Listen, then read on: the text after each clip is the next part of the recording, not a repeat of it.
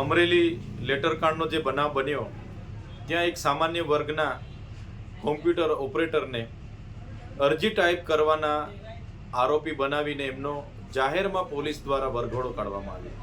ત્યારે આ ગુજરાતની સરકાર, ગૃહમંત્રી અને એમની પોલીસના આ બુદ્ધિના પ્રદર્શનનો અમે સખત શબ્દોમાં વિરોધ કરીએ છીએ। આ દીકરી એના પરિવાર સાથે અમે છે।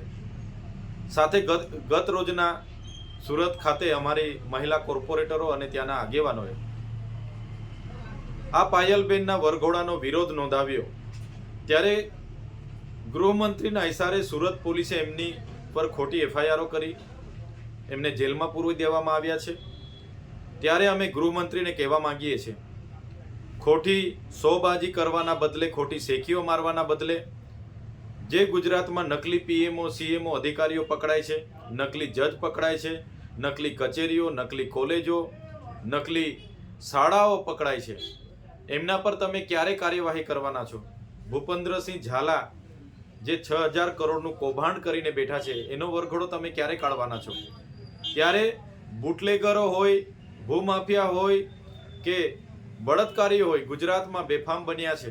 મહિલાઓ સુરક્ષિત નથી, બાળકીઓ સુરક્ષિત નથી, અને આવી દીકરી જે કોમ્પ્યુટર ઓપરેટર હતી એનો વરઘોડો કાઢીને આ નમાલી સરકાર, નમાલા ગૃહમંત્રી શું સાબિત કરવા માંગે છે?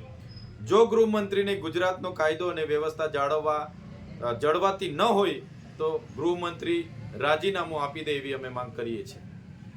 વૈષ્ણવજન તો તેને કહીએ જે પીડ પરાઈ।